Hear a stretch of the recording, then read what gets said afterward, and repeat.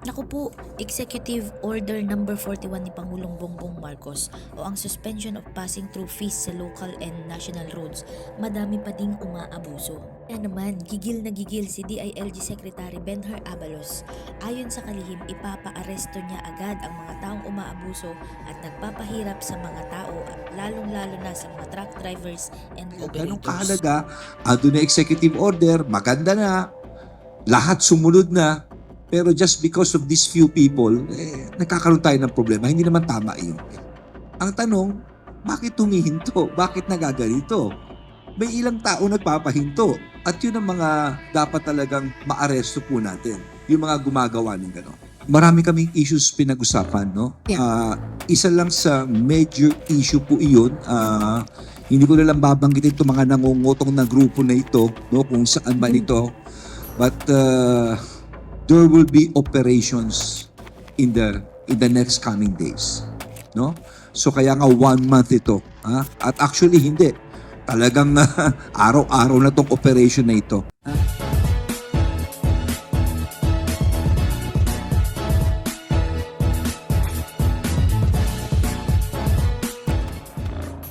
Natandaang pinirmahan ni Pangulong Bongbong Marcos ang Executive Order Number 41 noong September 25, 2023. Ito ay ang pag-utos ni Pangulong Bongbong Marcos sa mga LGU na suspindihin ang koleksyon ng pass-through fee sa anumang sasakyan nagdadala ng mga goods, partikular ang pagkain, para maiwasan ang pagkadili ng mga biyahe ng mga basic commodities papunta at pabalik sa kanilang mga destinasyon. Sa tulong ng Executive Order Number 41, bababa ang business cost ng mga business owners dahil makakatipid sila sa mga pass-through fees ng mga LGUs na kanilang dinadaanan at sa huli, bababa ang pasa nito sa mga end consumers. Isa itong solusyon sa pangarap ni Pangulong Bongbong Marcos na mapababa ang mga bilihin upang hindi masyadong mahirapan ang mga pamilyang Pilipino sa kani-kanilang pang-araw-araw na pagkain. Lahat ni Pangulong Bongbong Marcos ang mga LGUs na sumunod at ipanukala ang naturang executive order sa kani-kanilang mga probinsya. Ngunit dito lamang February 13, 2024, biglang nagpatawag ng press conference si DILG Secretary Benher Abalos dahil sa mga nakarating sa kanyang opisina na marami pa ding tuloy-tuloy na umaabuso sa passing through fees. Mismong ang Confederation of Truckers Associations ang nagsumbong sa opisina ni Secretary Benher Abalos na marami pa ring nangungutong sa kalsada. Ayon sa kalihim, minamanmanan ng National Police ang mga nangungutong at sinabi ng kalihim na ipapaaresto niya agad ang mga mahuling mangungutong sa kalsada. Nabi din ng kalihim na hindi siya papayag na sisirain lamang ng mangilang-ilang tao ang napakagandang batas na ginawa ng ating Pangulong Bongbong Marcos. Itong hapon na ito ay pinag-usapan ng Confederation of Truckers Association kasama na ang ibang mga local government units, particular ang City of Manila, ang City of Quezon City, ang MMDA, ang DILG at higit sa lahat ang Philippine National Police sa pangunguna ni Chief Ben Acorda. Ang tungkol po rito sa problema ng passing through, no? Kasi importante at ito ang binili ng ating mahal na Pangulo Bongbong Marcos na dapat dire-diretso ang pagdaloy ng pag-deliver ng ating mga trucks at wala ng problema. So mabula nung napirmahan itong executive order, ating binalikan kung ano ba ang nangyayari on the ground. May mga concern na nilabas ang mga Truckers Confederation at ito'y pinag-usapan namin na masinsinan, no? At merong iba, like ito yung isa-summarize ko lang yung iba na pag-usapan namin, no? Number 1, wala hong truck ban ang MMDA. Klaro po yun, no truck ban. Sa City of Manila, wala rin pong truck ban, no? And of course, yung pong mga city routes, ito po ay nasa kanya-kanyang LGU pagdating sa mga truck at ito'y ini-examine po namin at tinitignan namin. Pagdating dito sa may mga tao talagang mga, alam mo na, gumagawa ng illegal sa vernacular, mga nangungutong, no? Andito na po ang kapulisahan. Si Chief Ben, magtutulong-tulong ang pulis para mahuhuli ito mga nangungutong na ito. dahil sayang naman itong executive order na no pass through, dapat dire-diretso na dahil sa ilang tao masisira ito. No? So yan po ang gagawin po natin ngayon dito. Pagkatapos, of course, kanina may nagsuggest din na ginagawa na pala nila ng Confederation at ng DTI at ito'y dadaluhan na rin ng DILG, yung truck routes sa buong Pilipinas. Nang sa ganun, ito'y ma-check namin para tuloy-tuloy ang traffic at kung ano pa mga problema. And of course, ang importante rito ay surgical ang approach ito. Ang ibig ko sabihin, kung ano yung sumbong nilang isang lugar, yun ang titignan namin.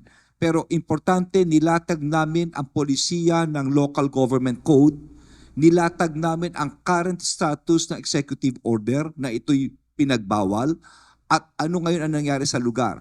So may mga issues lang ng ibang LGUs ay may kanya-kanyang panukala tungkol sa no entry of trucks. No? Yun ang tinitignan namin. What is important here ay may routes na ibinibigay, na alternative routes for the truck. So re-reviewin po iyan. No? So in short, it has been a very fruitful meeting.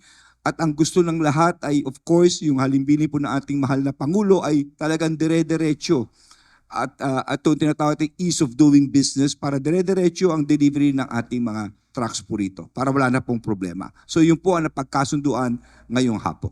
Napaka-effective ng EO41 ng ating Pangulo. Napaka-effective. Wala nang pass-through fees, pero dahil lang nga doon sa mga ilang nangungutong kaya tayo nagkakaproblema. Ganito po yan, no? Meron tayong local government code. Ito yung nabibigay autonomiya sa bawat local government pagdating sa mga taxes, fees, and charges nitong mga goods na pumapasok, no? At dahil sa EO41, ito'y napatigil lahat.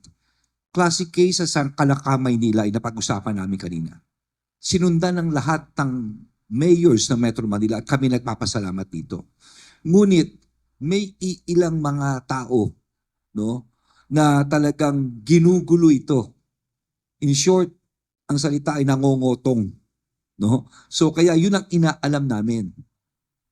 Paano nangyari ito, saan ito. So eto, no? Wag na kayo mangutong dahil andyan na si Chief Ben. Ha? At hindi lang si Chief Ben, lahat ng pulisyan, buong Pilipinas yan. Sigurado ito. No? So yun po. No? Inayos namin yun at hindi lang yun, may iba ring mga issues. Like for example, yung mga no entry roads na kailangan mag-deliver ang ating mga kasama na trucks. No? Kung no entry, paano ka nga naman makakapasok? So, anong alternatibong rota rito? Anong pwedeng gawin dito? Yun naman ay pag-aaralan. Of course, magtutulungan na lang si Yusik Iringan, kasama na rin nagpahingi na tayo ng tulong sa MMDA tungkol dito. No? At importante ang dialogo. Importante ang komunikasyon naming tatlong ahensya ay parating open para ma-action ng kaagad ang problema. No? Yun ang problema. At ito pa, lumalabas nga, na ang traffic sa Kalakang, Maynila ay talagang, sabihin na natin, lumabas ay talagang masama. Kaya dapat ito'y i-input mo rin ito. No? Dahil of course, this is trucks eh. Paano tayo makakatulungan? Paano tayo makakatulungan dito? Tama ang sabi ni ma'am, kung iniipit mo sila, parang ano yan eh, paglabas niya sabay-sabay magta-traffic. Kaya nga kanina, nang napag-usapan, no truck ban ang MMDA. Alam ko, ako pa MMDA chairman noon eh, kaya dire-diretso eh. No truck ban din sa City of Manila. No? Kaya ito'y klaro bilang polisiya. But what is important here is that kanina nga mag-uusap nga kami ni Chairman Don tungkol dito sa mga paglalabas siguro ng mga government offices. Baka po pwede yung iba lalabas ng alas 5, iba lalabas ng alas 6, iba lalabas ng alas 4 para hindi tayo sabay-sabay sa kalye. Hindi ba? O pwedeng ganun eh. Maraming paraan tungkol sa traffic. But again, that is another issue naman. Ang importante kasi sa akin is that when we discuss things as a group. It's being proactive. And we implement it. We will implement whatever we have agreed upon. And once we have implemented it, importante may timeline. Kung wala kang timeline, nagbobolahan tayo rito. No? Ang maganda kanina, nag-isip kami ng solusyon, everyone agreed, i-implement namin, everyone agreed, and the timeline is 1 month. 1 month, we will see the difference kung ano nangyari. And we will have to meet again after 1 month sa opisinang ito. Nako, napakalaking bagay po niyan, no? Number one, bababa talaga. Number two, bibilis po ito dahil dire-diretso na eh. Alam mo yun, sinabi nga ni Mama Maria kanina, meron pala silang oras dito eh. At bawas oras sa pier na nahihinto ka, may penalty yan eh. Nakakaawa rin. I mean, the truckers themselves, malaki investment nila at hindi lamang yun, nagdadala ng goods yan. Yung ekonomiya tatamaan talaga dyan. No? So maraming factors po ito. Kaya nga, ito'y tinalaki kagad ng ating mahal na Pangulo. Kaya nag-come up siya ng Executive Order number 41 precisely to address this issue. Kaya ganun kahalaga, ando na Executive Order, maganda na, lahat sumunod na, pero just because of these few people, nagkakaroon tayo ng problema. Hindi naman tama yun. Ganito po yan, no? Pagdating po sa nakikita niyong polisiya ngayon, wala naman truck ban in major roads. Ayusin ko lang ito, no, sa mga nakikinig ngayon. Ang MMDA, ang coverage niya ay national roads. Ayusin, iba yung national roads, iba yung city roads. These are the secondary, tertiary roads, no? Ang MMDA, usually, ang cover niya ay national. Yung mga highway, yung mga malalaki like Ross Boulevard, national roads po iyan. And let me make this very clear that as far as MMDA is concerned, pagdating sa ganitong mga roads, walang truck ban.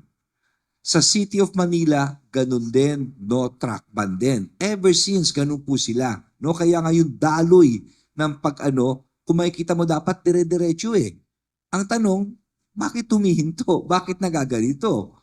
May ilang tao nagpapahinto. At yun ang mga dapat talagang maaresto po natin. Yung mga gumagawa ng gano'n. Marami kaming issues pinag-usapan, no? Yeah. Isa lang sa major issue po iyon, hindi ko na lang babanggitin itong mga nangungutong na grupo na ito, no? Kung saan man ito. But there will be operations in the next coming days, no? So kaya nga 1 month ito. At actually hindi. Talagang araw-araw na tong operation na ito. Yun lang ang gusto kong anuhin po rito. And aside from those, of course, yung ibang issues which are policy issues na po ang pinag-usapan naman namin. Ang sumbong sa amin kanina, mula nung tinanggal yung pass-through fees, no? Of course, before meron kasing mga in accordance with the local government code, may babayaran talaga yan. At ako'y nagpapasalamat sa lahat ng mayor at sa Maynila kay Mayor Hani Lacuna dahil pinapigil niya yung kanilang ordinansya, no? Hindi na nila in-implement. I think it's about 1,500 a month, no? Pinatigil niya ito. 1,500 a month for each truck, no? For each truck. Pinatigil niya ito ni Mayor Lacuna in deference to the call of the President. Kaya kami nagpapasalamat. Ang sumbong sa amin ni Ma'am is that, okay, tapos na nga yan, pero may mga iilang parang nangungutong, no? Nangungutong on the ground ng mga walang resibo. So,